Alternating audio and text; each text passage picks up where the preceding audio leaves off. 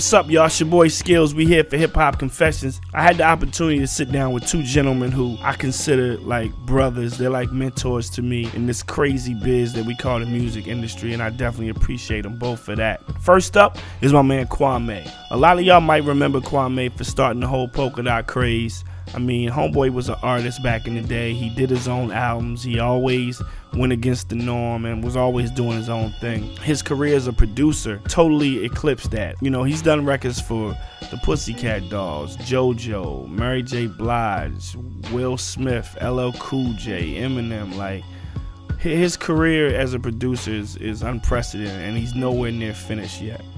Second up is my man DJ Jazzy Jeff. I mean, what can I say? I mean, this guy is wow. I mean, he has the first ever hip hop Grammy. He's one half of the most recognizable duo in hip hop and music in general. He single-handedly resurrected the whole Philadelphia music scene. He's a turntablist, an amazing party DJ. I mean, he has his own video game called DJ Hero. I mean, dude just doesn't quit. I mean, between the both of these guys, Kwame and DJ Jazzy Jeff, 60 million records we talking about here. So here we are, y'all. This is a special episode to me. This is Hip Hop Confessions featuring Kwame and DJ Jazzy Jeff. Tell the hip hop community something that you've never revealed. Never? Ever. I mean, you have a long career history. So it's got to be a doozy. Like, I don't want you to tell me your first mixer was a Radio Shack. I don't want to hear that. Okay. Even if it was? Even if it was. All right, I got something. The movie House Party. Kid and Play. Was originally done for me and Will, and we turned it down. I don't know if you remember when we had the record out, Nightmare on My Street. From the Nightmare on Elm Street? Yeah, we pretty much got sued. They sued us, and a part of the settlement was they offered me and Will a movie to do, and we thought that we would kind of get over it, like you offered us a movie, we just turned it down and the lawsuit is over, and the movie was House Party. Because if you think about the premise of House Party, one of the guys was a DJ and one of the guys was a rapper. Wow. So y'all turned down House Party? Pretty much. I mean, it was a great move for Will. Yeah, true. You know. I mean, it didn't hinder what y'all did later on. No, but I mean, a lot of people don't know. I still have that script. You still have the House Party original script? Oh, I got the script. I have the script. Damn, I never knew that. Yeah.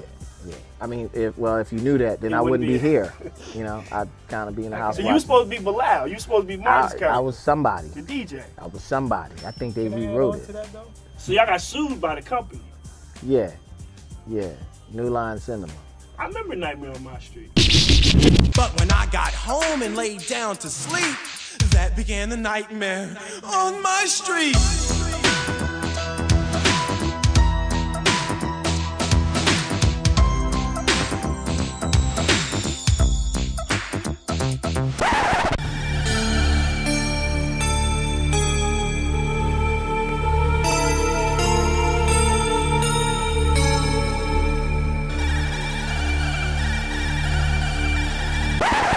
Yeah, I pretty much stole their whole idea though. Well, I mean, it was out there. We thought we could make it better, and we actually did, and they just didn't appreciate it. Damn. We thought we was gonna sell them some movie tickets. You know, it didn't really bother me, but as the years keep going by, I keep hearing quotes. Right. And like being a whole crew, and everybody would say a quote like "no," and I wouldn't know what that's from. And or they would say other things, and I'm like, where are you getting these quotes from? And I'm like, well, we got a quote from Coming to America. It's from Coming to America. And I'd be like, I never saw Coming to America. Wait, what? Wow. I never saw Coming to America. Eddie Murphy's movie. I went to the movies to see it. I woke up when it was over. And wait, you fell asleep? I fell asleep. In Coming to America? Coming to America. So you don't know she's your queen to be? I have no idea. Like, I know the songs, I hear people talking about it. You never saw Coming to America? How did you fall asleep? I don't know, I was tired.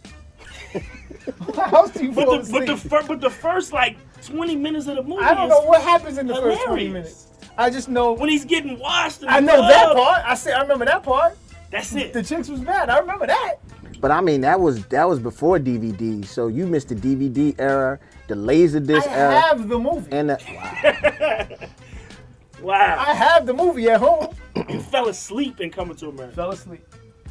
I mean, I can't give you a pass for that. Like, well, you that's going? That's a classic. It get worse.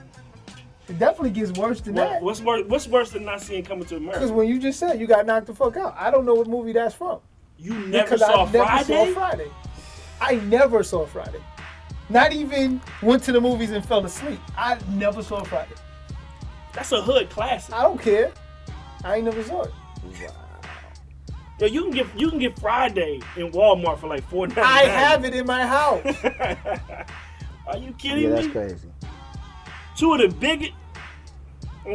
Yo, so matter of fact, I know the movies more by people giving me quotes. You never just wanted to sit down and watch Coming to America? Yeah, it comes on TV every 2 weeks now. Well, okay.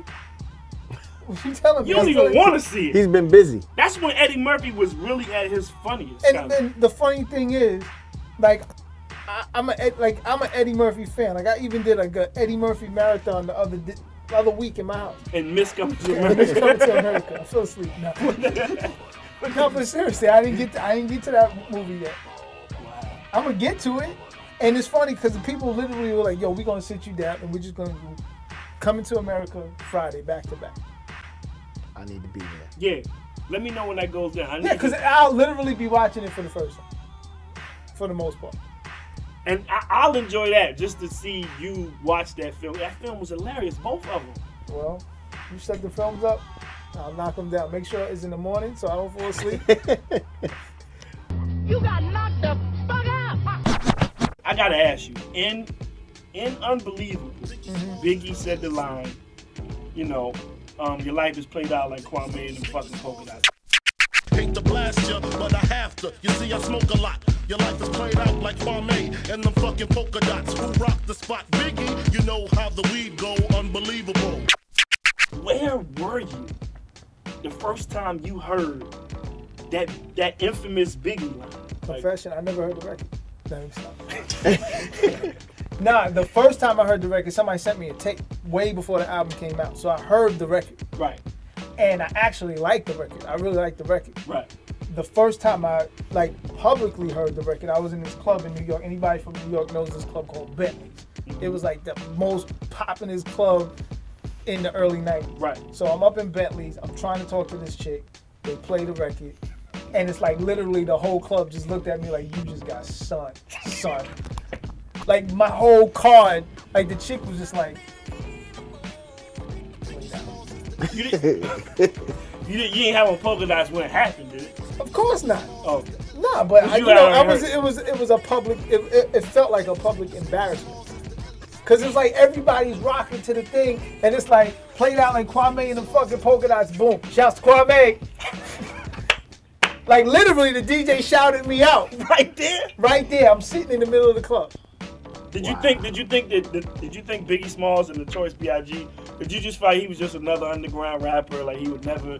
Did you think that? I just thought it was a line. It wasn't the first line somebody had Right. on me on a record. So it was Right. like, okay, cool. It happens. Right. That's rap. Cats throw shots all the time. But you don't think it's like the rapper that everybody now starts to call the greatest rapper of all time. 15 years later, they bring up the line. I'm like, I feel like if I was Foreman, as much as I could do, I could sell 1 billion grills. I could knock 1 million niggas out. Right. But they'll always be like, remember the time when Ali knocked me out? What you think about that? I always wanted to know That was my chin crazy. check. That was your chin check. That was my chin check. But you came back from it. Everybody got one. Yeah.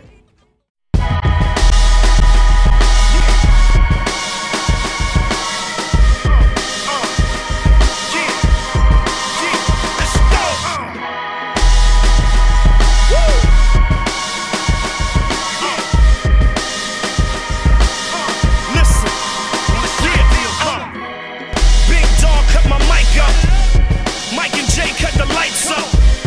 I'ma raise the heights up, spit something tonight that's gonna light somebody